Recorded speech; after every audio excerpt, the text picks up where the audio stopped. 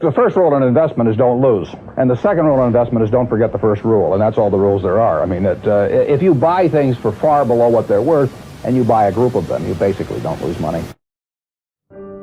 I'm a net buyer of stocks. I've been buying stocks ever since I was 11 years old. So when stocks go down, it's good news. How do you time the big market moves so well? The interesting thing is, obviously, we haven't the faintest idea what the stock market is going to do when it opens on Monday. We never have had. We have never made, Charlie and I don't think, in all the time we've worked together, and I'll tell you something later on maybe about how learning takes place, but we have never, I don't think we've ever made a decision that where either one of us either said or been thinking we should buy or sell based on what the market is going to do. No. Or for that matter, on what the economy is going to do. We don't know. We have not been good at timing. We have been reasonably good at figuring out when we were getting enough for our money. And we had no idea when we bought anything.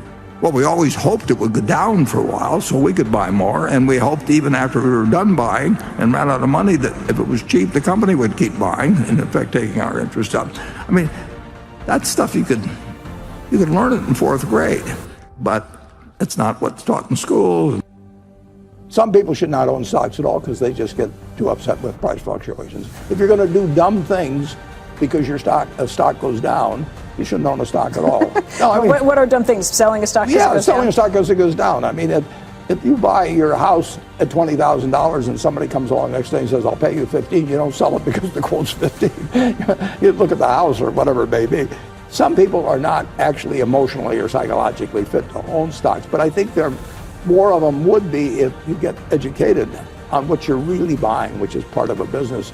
And the longer you hold stocks, the less risky they'd be.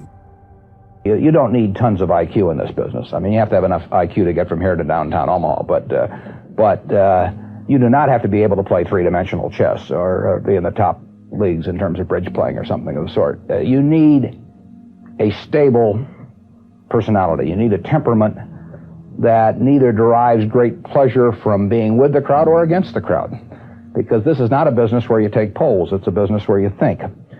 And Ben Graham would say that you're not right or wrong because 1,000 people agree with you. And you're not right or wrong because 1,000 people disagree with you. You're right because your facts and your reasoning are right. In terms of what's going to happen in a day or a week or a month or a year even, I've never felt that I knew it, and I've never felt that was important. I will say that in 10 or 20 or 30 years, I think stocks will be a lot higher than they are now. Prices don't tell me anything about a business. Business figures themselves tell me something about a business, but the price of a stock doesn't tell me anything about a business. I would rather value a stock or a business first and not even know the price, so that I'm not influenced by the price in establishing my valuation, and then look at the price later to see whether it's way out of line with what my value is. Any word of advice you give to somebody who's a young investor who would like to emulate you, what you would recommend that they do to kind of build something close to what you've done? I think you should look for the job that you would want to hold if you didn't need a job. I mean, you're probably only going to live once. Shirley MacLaine may differ with that, or a few people, and you don't want to go sleepwalking through life, and you really, whether you make X or 120% of X, it really isn't remotely as important as to whether, in most cases, you marry the right person and you also find something that you would do if you didn't need the money. And I've had that job for 50 or more years, and I was lucky in that I sort of found early on what turned me on that way. But don't settle for something if you can possibly. Don't worry about making the most money this week or next month. I mean, when I offered to work for Ben Graham, I said I'll work for nothing, and I meant it. Just the idea of being turned on. So look for the job that turns you on. Find a passion. You had 2 world wars, and you had a Great Depression, flu epidemics, all kinds of things. American business will do fine over time, and if you own a piece of it, and if you don't beat yourself, the only person that can cause you to get a bad result in stocks is yourself. If you're investing, if I'm going to buy a half interest in a McDonald's stand and you're going to run it, or a McDonald's franchise, you're going to run it, I look to the business to determine whether I've made a good investment. And I'm concerned about, whether we have new competition, how we do over the years. But it's the business I look at. When you're just looking at the price of something, you're not investing. You'll have a hard time finding a person that's had a wonderful experience, a delighted experience in purchasing anything that isn't going to come back. And similarly, if the memory is of rudeness, indifference, whatever it may be, they're never going to come back. And as a small business owner, and as you grow, you have to not only be able to project that interest in people's well-being, in delighting them yourself, but you have to do it through other people. And you won't be able to do it through people who themselves do not feel they're being fairly treated, that their views aren't appropriately considered. So you really do have to learn to multiply yourself through other people. By far the best investment you can make is in yourself. I mean, for example, communication skills. I tell the students that come that they're going to graduate schools and business, and they're learning all these complicated formulas and all that. If they just learn to communicate better, and both in writing and in person, they increase their value at least 50%. I mean,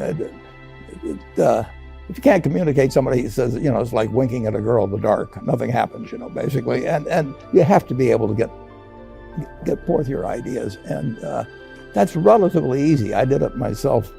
And if you invest in yourself, nobody can take it away from you. I mean, the second thing, which I'll get a certain criticism for not living it, but I do tell those students, that if I gave you a car and it'd be the only car you get in the rest of your life, you take care of it like you can't believe. Any scratch, you'd fix that moment. You read the owner's manual. You keep a garage and do all these things, and you get exactly one mind and one body in this world. And you can't start taking care of it when you're 50. By that time, you'll have rusted out if you haven't done anything. So you should really make sure that you just remember that you just got one mind and body to get through life with and to do the most with it. We will always have a lot of cash on hand. And when I say cash, I don't mean commercial paper. When 2008 and 2009 financial panic came along, we didn't own anybody's commercial paper. We didn't have money market funds.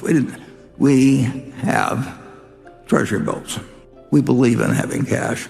And I've been a few times in history, and will be more times in history, where if you don't have it, you don't get to play the next day. I mean, it's like oxygen.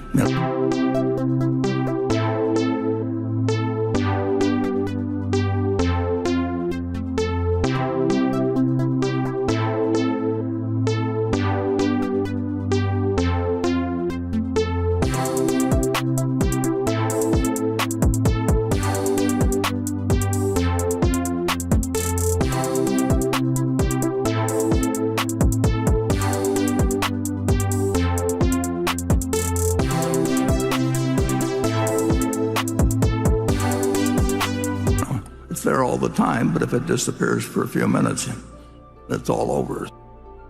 I'm having the time of my life. I mean, I get to do every day exactly what I like to do with people who I love and who seem to like me pretty well. And it doesn't get any better than that.